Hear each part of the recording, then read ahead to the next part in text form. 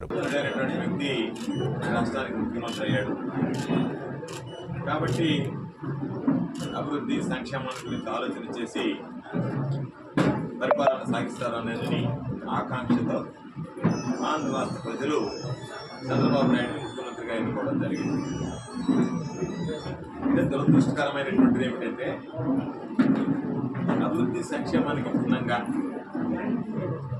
వాటిని గురించి ఆలోచన చేయకుండా విధ్వంసకాండతో ఈ రాష్ట్రంలో పరిపాలనని ప్రారంభించడం జరిగింది.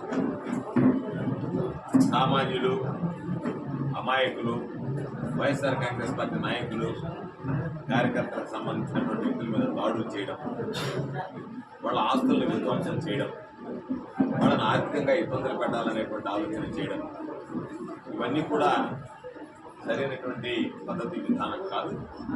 రాష్ట్ర వ్యాప్తంగా జరుగుతున్నాయి, నెల్లూరు జిల్లాలో జరుగుతున్నాయి, సర్వేపల్లి నియోజకవర్గంలో జరుగుతున్నాయి.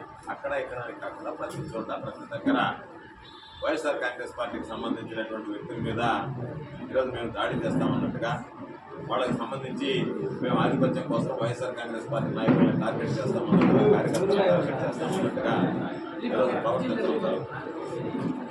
అయితే అందరూ గమనించాల్సింది, వైఎస్ఆర్ కాంగ్రెస్ పార్టీ అనేటువంటిది ప్రజల్లో నుంచి వచ్చినటువంటి పార్టీ, ప్రజల ఆలోచనలో నుంచి వచ్చినటువంటి పార్టీ.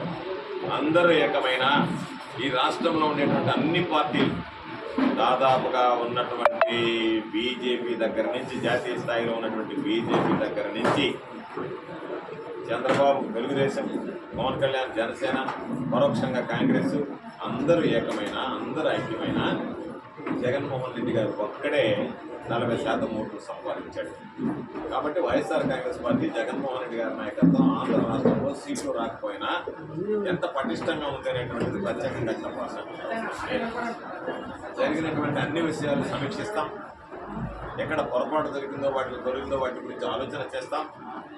మరలా ప్రజలకు సంబంధించి ఎక్కడన్నా ఈ పరిపాలనలో ఎక్కడన్నా లోపాలు ఉంటే వాటిని సవరించుకొని మరలా ప్రజల ముందుకు వచ్చి రాబోయేటువంటి రోజుల్లో అటువంటి పొరపాట్లు కానీ, తప్పిదాలు కానీ దొరకకుండా ప్రజలకు వేలైనటువంటి వ్యవస్థను తీసుకురావడం, ప్రజలకు మరింత అభివృద్ధి సంక్షేమం అందించడం, ప్రజలకు అంతటగా ఉండడం అనేటువంటిది ప్రధానమైనటువంటి ధ్యేయంగా వైఎస్ఆర్ కాంగ్రెస్ పార్టీ భవిష్యత్తులో ఒక కార్యాచరణను రూపొందించుకోలేకపోయింది. కాబట్టి ఈరోజు వైఎస్ఆర్ కాంగ్రెస్ పార్టీ శ్రేణులు అందరికీ చెప్పేది, తెలుగుదేశం పార్టీకి సంబంధించినటువంటి చోటా మోటా నాయకులకు సంబంధించినటువంటి ఉడత బెదిరింపులకు భయపడాల్సినటువంటి అవసరం లేదు. ధైర్యంగా ఉండండి. ఈరోజు వైఎస్ఆర్ కాంగ్రెస్ పార్టీ అధికారంలో లేనప్పుడు ఎంతమంది వచ్చారో, నేను వస్తే వైఎస్ఆర్ కాంగ్రెస్ పార్టీ అధికారంలో ఉన్నప్పుడు అంతమంది వచ్చారు. ఈరోజు మరలా తిరిగి అంతమంది వచ్చారు.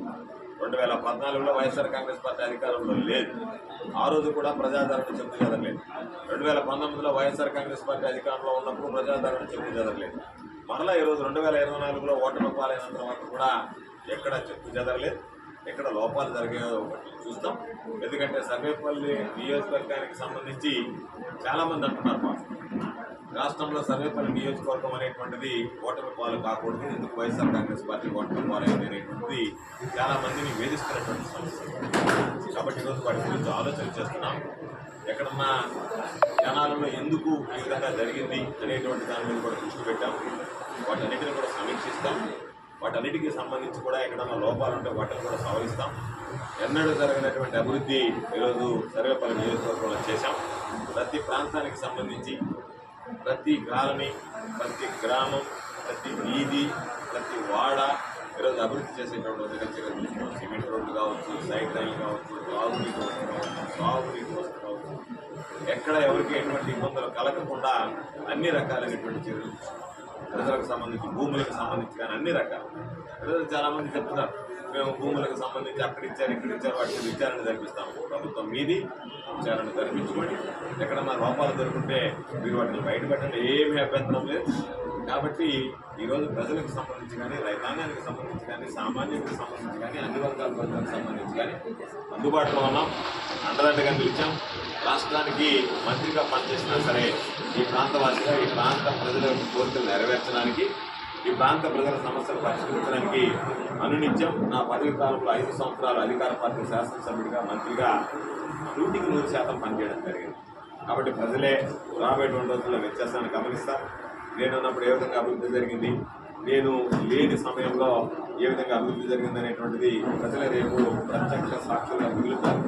కాబట్టి తప్పనిసరిగా రేపున్నప్పుడు అభివృద్ధి జరిగింది, ఈరోజు విధ్వంసానికి తెరదీసి విధ్వంసకర కార్యక్రమాలు జరుగుతాయి.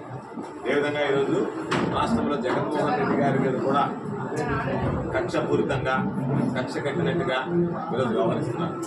జగన్మోహన్ రెడ్డి గారికి 10% రాలేదు కాబట్టి మేము ప్రతిపక్ష హోదా ఇవ్వము అని చెప్పి జగన్మోహన్ రెడ్డి గారు లేఖ రాసిన, జగన్మోహన్ రెడ్డి గారిని పదే పదే అవమానించేటువంటి విధంగా మాట్లాడడం, మేము ఎట్టి పరిస్థితుల్లో కూడా ప్రతిపక్ష హోదా ఇవ్వడం అనేటువంటిది రాష్ట్రంలో సరైనటువంటి ప్రతిపక్ష పాత్ర అసెంబ్లీలో పోషించలేకపోతే ప్రభుత్వం నిర్వీర్యమైపోతుందనేటువంటి వాస్తవాన్ని గమనించాలి.